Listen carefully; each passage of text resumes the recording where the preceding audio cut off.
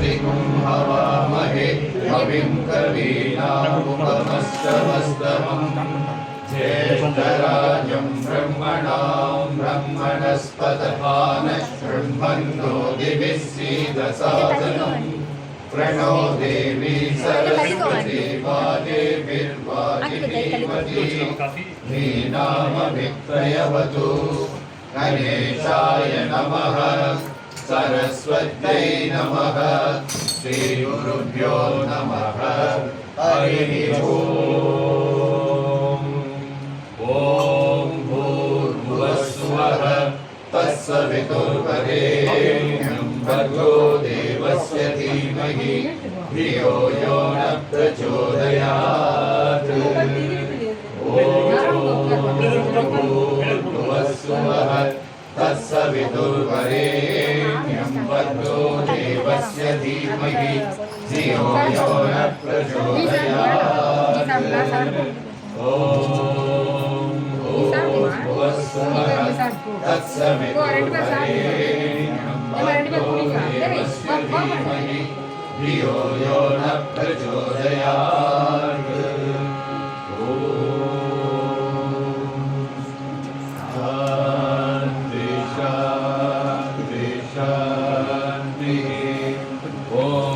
भद्रं कर्णेभिः शृणुयाम देवाः भद्रं पश्येमाक्षभिर्यजत्राः स्थिरैरङ्गैः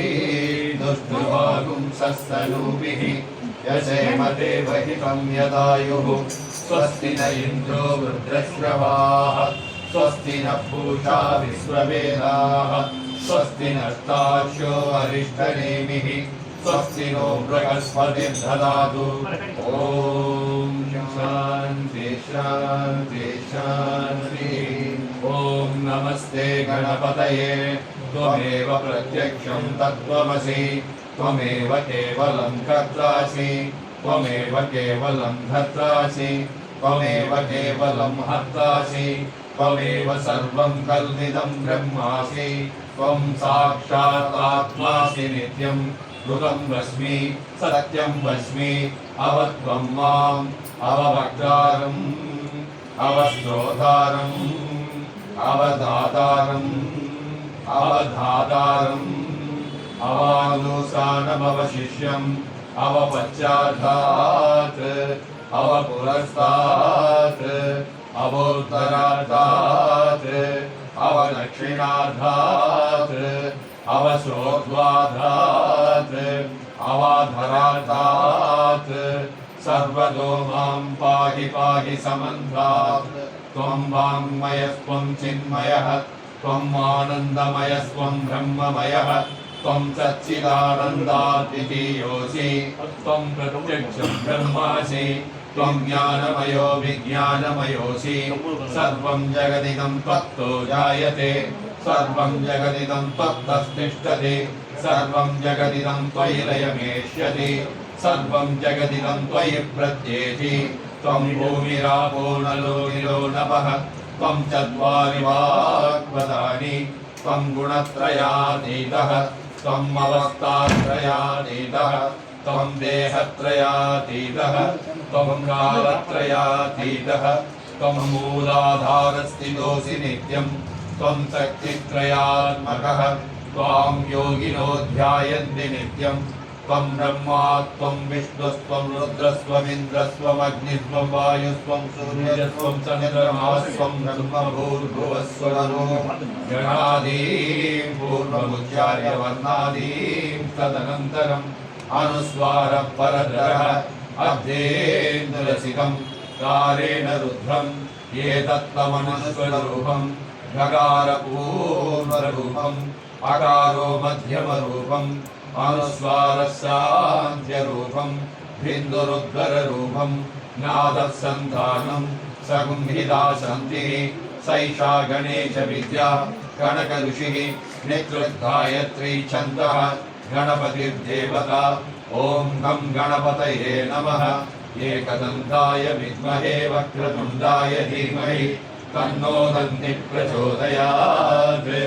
एकदन्तं चतुर्हस्तं पाशमङ्कुशधारिणं रथं च वरदं हस्तैर्बिभ्राणं मूषकध्वजं रक्तं लम्बोदरं शूर्पकर्णकं रक्तवाससं रक्तगन्धानुलिप्ताङ्गं रक्तपुष्पैः सुपूजितं भक्तानुकम्पिनं देवं जगत्कारणमच्युतम् आविर्भूतं च सृष्ट्यादौ प्रकृतेः पुरुषात् परम् एवं ध्यायति यो नित्यं स योगी योगिनां वरः नमो रातपतये नमो गणपतये नमः प्रमदपतये नमस्ते अस्तु लम्बोदराय एकदन्ताय विघ्ननाशिने शिवसुताय श्रीवरदमूर्तये नमः ॐ शान्ति शान्ति शान्तिः सञ्च मे मयच्च मे प्रियञ्च मे नु कामश्च मे सौमनसश्च मे भद्रञ्च मे श्रेयश्च मे वस्यश्च मे यशश्च मे भगश्च मे द्रविणञ्च मे यन्ता च मे धत्ता च मे क्षेमश्च मे धृतिश्च मे विश्वञ्च मे मगच्च मे संभिश्च मे शास्त्रञ्च मे सूर्च मे प्रसूर्च मे शीलञ्च मे लयच्च मरुदञ्च मे मृदञ्च मे यक्ष्मञ्च मे नामयच्च मे जीवादुश्च मे दीर्घायुत्वं च मे नमित्रञ्च मे भयं च मे सुखं च मे शयनं च मे शूषा च मे सुदिनं च मे ॐ शान्ति शान्ति शान्तिः ॐ नमो भगवते रुद्राय नमस्ते रुद्रमन्यवभूतोदयिषवे नमः नमस्ते अस्तु धन्वने बाहुभ्यामुदते नमः यातयिषु शिवतमा शिवं बभूव ते धनुः शिवाचरव्यायातवतया नो रुद्रमृणय या ते रुद्रशिवा तनूरघोरापापकाशिनी तया नस्तनुवासन्तमया गिरिशन्ताभिचाकसीः यामिषुं गिरिशन्तहस्ते बिभर्षस्सवे शिवां गिरित्रदां कुरु मालिगुंसि पुरुषं जगत् शिवेन वससा त्वा गिरिशाच्चावतामसि यथा नः सर्वविज्जगदयक्ष्मकुं सुमनासत् अद्य वोचमति वक्ता प्रथमो दैव्यो विशक् अहेगुंस सर्वान् जम्पयन् सर्वाच्च यातु धान्यः असौ यस्ताम्रो अरुणमुदमभ्रश्रुमङ्गलः ये चेमागुं रुद्रा विदो दिक्षु स्मिता सहस्रशो वैशागुं ध्येकरीमहे असौ यो वसत्पदिनीलग्रीवो विलोहितः उतैनं गोमादृशन्नदृशन्नुदहार्यः उतैनं विश्वाभूतानि सदृष्टो मृडयाधिनः नमो अस्तु नीलग्रीवाय सहस्राक्षाय मीडुषे अदो ये अस्य सत्त्वानोऽहं देभ्यो करन्नमः प्रमुञ्चदन्वनत्वमुपयोगाग्न्योर्ध्यां याच्च देहस्रैषमपराधा भगवो भव अवदस्य धनुस्वगुं सहस्राच्च सतेषु ते निषेद्य शल्यानां मुखासिवो नः सुमना भव विद्यन्तनुःखवर्धिनो विशल्यो मानवागुमुद अनेशन्नशेषवापुरस्य निषङ्गतिः या देहे निर्मीरुष्टमहस्ते बभूव ते धनुः तयास्मान् विस्वदस्वमयक्ष्मया परिभुज नमस्ते अस्वायुधाय नातताय दृष्टवे उभाभ्यामुत ते नमो बाहुभ्यां तव तन्वने परिदे तन्वनो हे धिरस्मान् विनक्तु विश्वतः अदो येषु निस्तवारे अस्मन्निदेहितम् नमस्ते अस्तु भगवन् विश्वेश्वराय महादेवाय त्र्यम्बकाय त्रिपुरान्तकाय त्रिकाग्निकालाय कालाग्निरुद्राय नीलकण्ठाय मृत्युञ्जयाय सर्वेश्वराय सदाशिवाय श्रीमन्महादेवाय नमः नमो हिरण्यभागवेशे नान्ये दिशाञ्च पतये नमो नमः दिक्षेभ्यो हरिकेशेभ्यः पशूनां पतये नमो नमः सत्स्विञ्चराय कृषीमते पतीनां पतये नमो नमो गब्धुसाय विव्याधिनेतानां पतये नमो नमो हरिकेशायोपवीतिने पुष्टानां पतये नमो नमो गवस्य हेत्यै जगतां पतये नमो नमो रुद्राय तथा विने क्षेत्राणां पतये नमो नमः शूताय हन्याय वनानां पतये नमो नमो लोहिताय पतये वृक्षाणां पतये नमो नमो वन्द्रिणे वाणिजाय कक्षाणां पतये नमो नमो कुवन्तये वारिवस्कृताय औषधीनां पतये नमो नमः उच्चैर्घोषाय क्रन्दयते पत्तीनां पतये नमो नमः कृष्णवीताय धावते सत्त्वनां पतये नमः नमः सहमानाय दिव्यादिनाभ्यादिनीनां पतये नमो नमः रघुवाय निषङ्गिने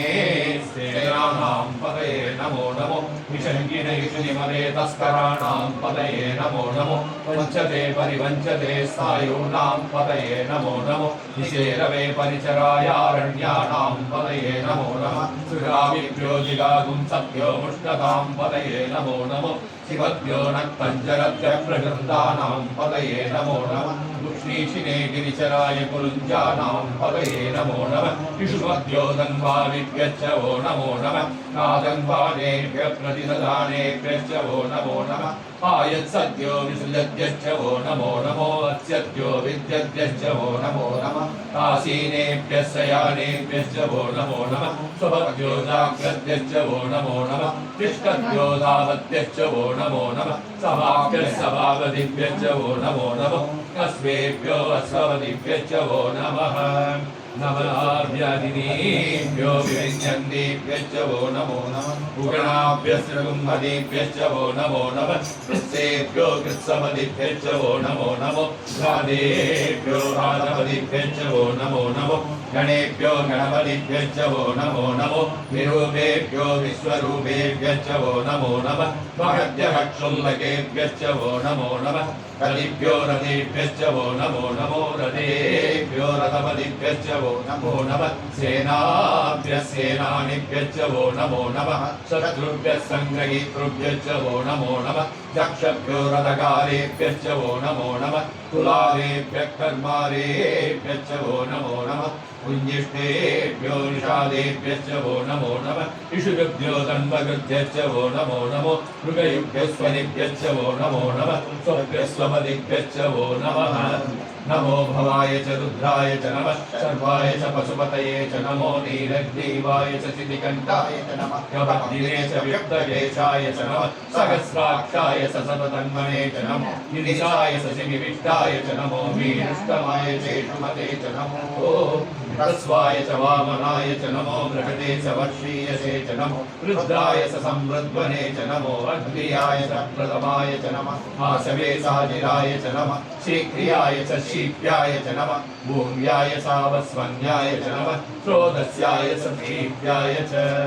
नमो ज्येष्ठाय च कनिष्ठाय च नमः पूर्वजाय च परजाय च नमो मध्यमाय च प्रकल्पाय च नमो जगन्याय च पुत्र्याय च नमः सोभ्याय च प्रतिसर्याय च नमो राम्याय च क्षेम्याय च नमः पूर्वर्याय च कल्याय च नमः सोग्याय चावसान्याय च नमो वन्याय च कक्षाय च नमः सर्वाय च प्रतिस्रवाय च नमः आशुषेणाय चाशुरधाय च नमः शूराय चापविन्दते च नमो वन्विने च वरोधिने च नमो पिलिने च कवचिने च नमः श्रुताय च सुरसेनाय च नमो दुन्दुभ्याय चाहनन्याय च नमः विष्णवे च प्रभृताय च नमो दूताय च प्रहिताय च नमो विषङ्गिने चेषुधिमते च नमः तीक्ष्णे च वेचायुधिने च नमः स्वायुधाय च सुगन्धने च नमः सुहृदाय च पत्याय च नमः काट्याय च नीप्याय च नमः सूर्याय च सरस्याय च नमः नाद्याय च वैशन्ताय च नमः कूप्याय च वट्याय च नमो वक्ष्याय च वश्याय च नमो वेद्याय च विद्युत्याय च नमः ईद्र्याय च लभ्याय च नमो वाद्याय च रेष्म्याय च नमो वास्तव्याय च वास्तुभाय च ॐ हर हर हर हर ॐ नमः सोमाय च रुद्राय च नमस्ताम्राय चारुणाय च नमः शङ्काय च पशुपतये च नमः उग्राय च भीमाय च नमो अग्रेवधाय च लूलेवधाय च नमो महेन्द्रे च हनीयसे च नमो वृषेभ्यो हरिकेशेभ्यो नमस्ताय नमः सम्भवे च मयोभवे च नमः शङ्कराय च मयस्कराय च नमः शिवाय च शिवतराय च नमः कीर्त्याय च ऊर्याय च नमः वाद्याय च वाद्याय च नमः प्रकरणाय चोत्तरणाय च नमः आधार्याय च आराध्याय च नमः चक्ष्याय च पेन्याय च नमः सिगत्याय च प्रवाह्याय च नमः हिरण्याय च प्रवध्याय च नमः तिगुंसिलाय च क्षयणाय च नमः कबन्धिने च पुलस्तये च नमो गोष्ठाय च गृह्याय च नमः तल्प्याय च गेह्याय च नमः काट्याय च गब्बरेष्ठाय च नमो हृदयाय च निवेश्याय च नमः पागुंसभ्याय च निजस्याय च नमः शुष्याय च हरित्याय च नमो लोप्याय च लप्याय च नमः ऊर्ण्याय च सूर्याय च नमः वन्याय च वन्यसद्याय च नमो पगुरमाणाय सामेघ्नते च नमः आज्ञदते च प्रज्ञदते च नमो वद्गिरिगेभ्यो